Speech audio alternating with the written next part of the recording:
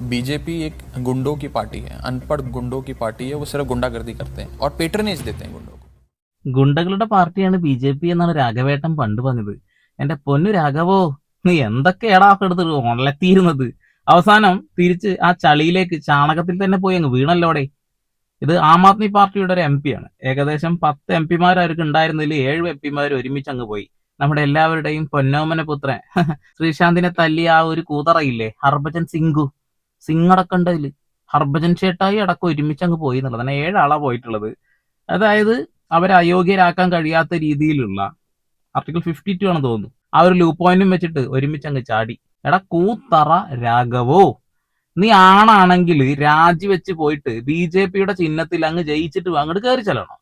അതാണ് മാന്യത.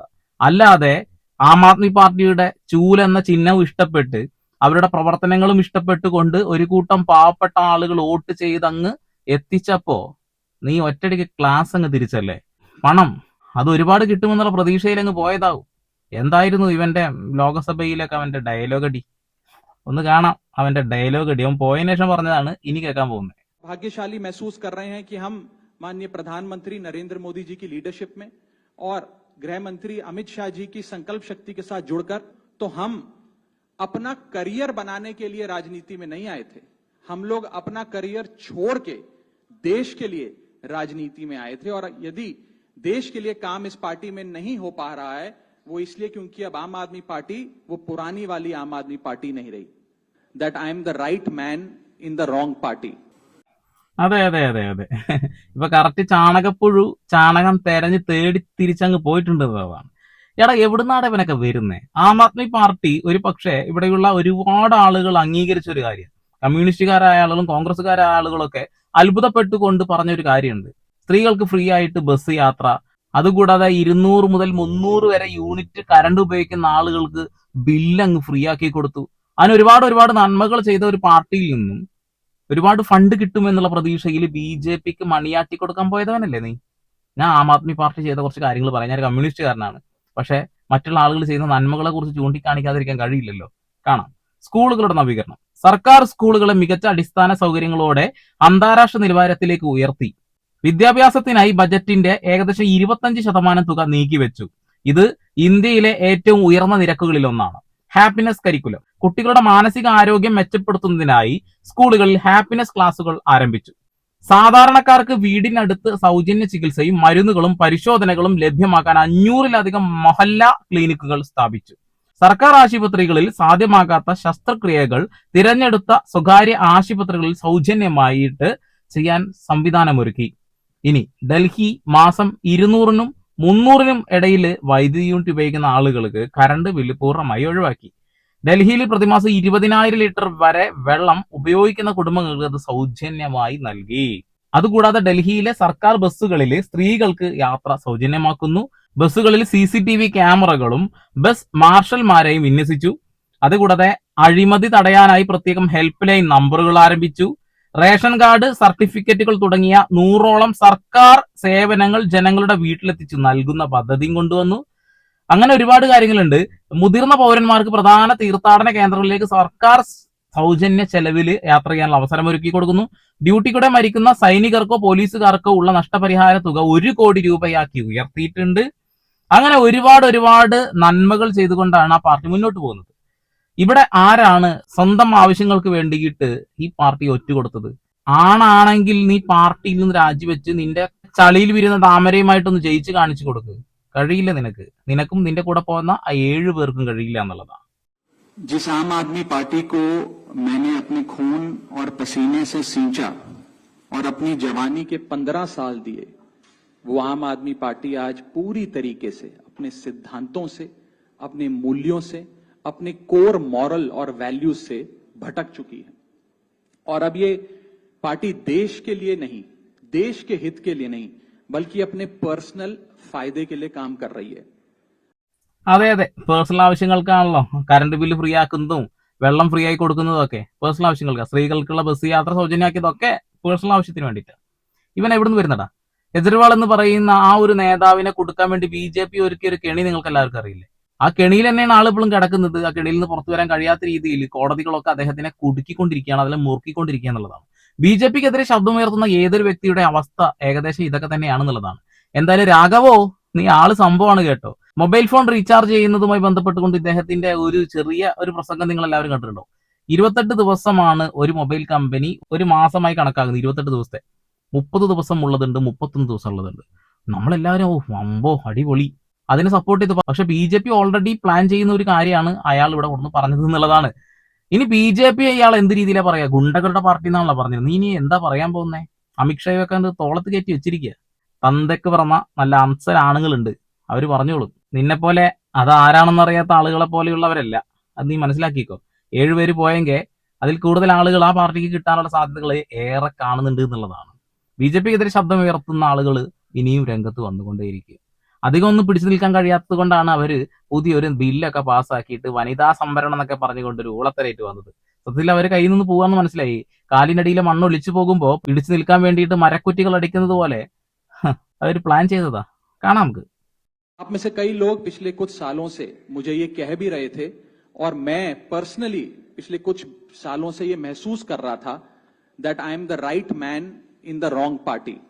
I repeat, I am the right man in the wrong party. നീ right മാൻ, wrong പാർട്ടിയിലാണ് നിന്നിരുന്നത്. എടാ, നീ ഇപ്പൊ പോയി നിൽക്കുന്നതാണ് റോങ് പാർട്ടി. നീ ഇപ്പൊ ചെയ്യുന്നതാണ് ഊളത്തരം. അവിടെയുള്ള വോട്ടർമാരെയൊക്കെ നീ ഇപ്പൊ സത്യത്തിൽ പറ ചതിക്കുകയാണ് ചെയ്തിട്ടുള്ളത്. നിനക്ക് വോട്ട് ചെയ്തതൊന്നും BJPക്ക് അല്ല തന്നിട്ടുള്ളത്. നിങ്ങൾ 7 ആളും കൂടെ ചെയ്ത ഊളത്തരം ഉണ്ടല്ലോ, തെമ്മാടിത്തരം ഉണ്ടല്ലോ, അത് അവിടെയുള്ള പാവം വോട്ടർമാരെ തിരിഞ്ഞ് നിങ്ങൾ തുപ്പിയതിന് തുല്യാന്നുള്ളതാ. സ്വന്തം അല്ലെങ്കിൽ പേഴ്സണൽ ആവശ്യങ്ങൾക്ക് വേണ്ടി തന്നെയാണ് നിങ്ങളൊക്കെ പാർട്ടി മാറി പോയിട്ടുള്ളത്. BJP പോകുന്ന ഏകദേശം ആളുകൾ ഇതിനൊക്കെ തന്നെയാണെന്നുള്ളതാണ്. ഫണ്ട് ഉണ്ടാക്കുക, വേറെ ഒന്നുമില്ല. इसलिए आज हम ये अनाउंस करते हैं, मैं ये अनाउंस करता हूं कि मैं आम आदमी पार्टी से दूर जा रहा हूं और जनता के पास जा रहा हूं. ജനതാ പാർട്ടിയിലേക്ക് പോകുന്നു. എനിക്ക് വോട്ട് ചെയ്ത എല്ലാവരെയും ചതിച്ചുകൊണ്ട് ഞാൻ BJPയിലേക്ക് പോകുന്നു. അതാണ് നീ പറയേണ്ട വാക്ക്. ഇനി പോയി നക്കി അങ്ങ് കൊടുക്ക് ഷൂ, ഇരുന്ന് തുടക്കി മോനെ. ചില ആളുകളുടെ ഷൂ ചാണകമാണ്, അതൊന്നും മറക്കരുത് കേട്ടാ. और इसीलिए हर वो देशभक्त आदमी जो भारत मां की सेवा करने के लिए आम आदमी पार्टी से जुड़ा था, पार्टी छोड़ चुका है या वो आम आदमी पार्टी छोड़ रहा है एक एक करके. मैं सरल भाषा में कहूं तो हम अपना करियर बनाने के लिए राजनीति में नहीं आए थे. हम लोग अपना करियर छोड़ के देश के लिए राजनीति में आए थे. और यदि देश के लिए काम इस पार्टी में नहीं हो पा रहा है, वो इसलिए क्योंकि अब आम आदमी पार्टी वो पुरानी वाली आम आदमी पार्टी नहीं रही. ദേശത്തിന് വേണ്ടിയിട്ട് മണിയടിക്കാൻ വേണ്ടിയിട്ട് അത്ര അയാൾ പാർട്ടി മാറിപ്പോയിട്ടുള്ളത്. ആം ആദ്മി പാർട്ടി ചെയ്യുന്നതാണോ BJP ചെയ്യുന്നതാണോ ദേശത്തിന് സപ്പോർട്ടായിട്ടുള്ള കാര്യങ്ങൾ? നീ ഒന്ന് പറയടാ, നീ ഒന്ന് പറഞ്ഞുതാ മോനെ, നീ ഒന്ന് പറഞ്ഞുതാ. ചതിക്ക് ഒരിക്കൽ എന്തെങ്കിലും പണി കിട്ടും മോനെ. കർമ്മ എന്നൊന്നുണ്ട്, നിനക്ക് അതിനുള്ള പണി അത് നീ ചെന്ന് കൂടിയ അവര് തന്നെ തന്നോളും. ഒരു മനുഷ്യനുണ്ട്, ഒരു IPS ഉദ്യോഗസ്ഥനാണ്, സഞ്ജീവ് ഭട്ട്. അയാൾ ഇപ്പോഴും ജയിലിലാണ് കിടക്കുന്നത്. എന്തുകൊണ്ടാണ് ജയിലിൽ കിടക്കുന്നത് അറിയോ? BJPക്കെതിരെ 2002 ഗുജറാത്ത് കലാപം നരേന്ദ്രമോദിക്കെതിരെ സംസാരിച്ചതിനാണ് ആൾ ഇപ്പോൾ ജയിലിൽ കിടക്കുന്നത്. ഇപ്പോഴും പുറലോകത്ത് കണ്ടിട്ടില്ല. നിനക്കറിയോ? നീയൊക്കെ അവർക്ക് നക്കി കൊടുത്തങ്ങ് പോ, ഷൂ നക്കി നീ അവിടെ നില്ല്. ഈ വിഷയവുമായി ബന്ധപ്പെട്ടുകൊണ്ട് ധ്രുവറാട്ടി പറയുന്ന ഒരു വീഡിയോ ഉണ്ടെന്ന് കാണാം. राघव चड्डा जितना बड़ा धोखेबाज शायद ही कभी देखा हो. मतलब पॉलिटिशियंस पार्टी बहुत बदलते रहते हैं, कोई बड़ी चीज नहीं है, लेकिन जितना नाटक इस एक बंदे ने किया था सोशल मीडिया पर जनता के मुद्दे उठाने का और इतने लोगों को बेवकूफ बनाने का, ये अनबिलीवेबल है. वो आम आदमी पार्टी आज पूरी तरीके से अपने सिद्धांतों से, अपने कोर मॉरल और वैल्यूज से, मतलब बहाना दे रहे हैं कि आम आदमी पार्टी में वो सिद्धांत नहीं रहे, वो मॉरल्स नहीं रहे जो पहले होते थे. लेकिन मुझे ये बता दो, वो मॉरल्स और सिद्धांत अचानक से BJP में कहां से आ गए?